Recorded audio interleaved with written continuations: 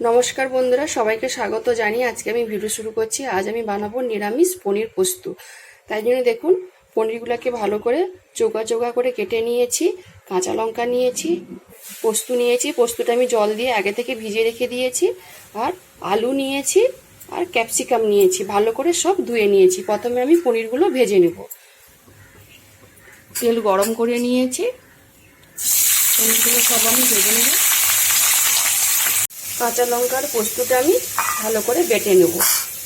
পনিরগুলো আমি সব লাল লাল করে ভেজে নিয়েছি। এবার আমি তুলে ঠান্ডা জলে ভিজিয়ে কিছুক্ষণ রেখে দেব। এবারে ওই পনির ভাজার তেলে 1 চামচ কালো জিরা ফোড়ন দিয়ে দেবো আর একটা শুকনো লঙ্কা। ফোড়নটা ভালো করে লাল লাল করে ভাজা হয়ে গেছে। এবারে আমার আলু আর ক্যাপসিকাম দিয়ে দেব।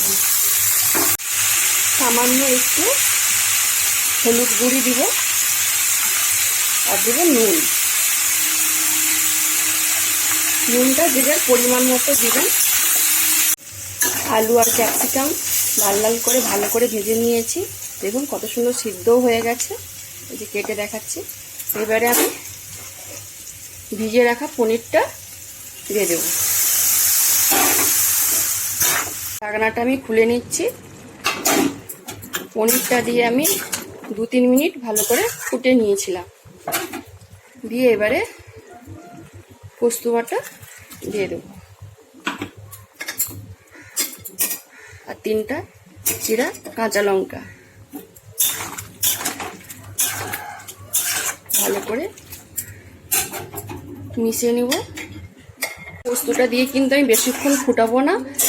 এর উপর থেকে আমি সামান্য ঘি দিয়ে ভালো করে মিশিয়ে গ্যাসটা অফ করে দেব। সুস্বাদু একটা নিরামিষ পোস্ত। এই পোস্তটা আমি কি দিয়ে বানিয়েছি, ক্যাপসিকাম, আলু, পনির দিয়ে। এই তরকারিটাই কিন্তু গরম গরম রুটি, পরোটা, লুচির সাথে খেতে কিন্তু অসাধারণ লাগে। কিভাবে বানালাম দেখলেন তো বন্ধুরা। যদি ভালো লেগে থাকে তাহলে অবশ্যই একবার বাড়িতে বানিয়ে খাবেন আর আমাকে কমেন্টে জানাবেন। যেসব বন্ধুরা ইউটিউব চ্যানেল থেকে দেখেন তারা সাবস্ক্রাইব করে দিবেন, যারা ফেসবুক থেকে দেখেন তারা ফলো করে দিবেন।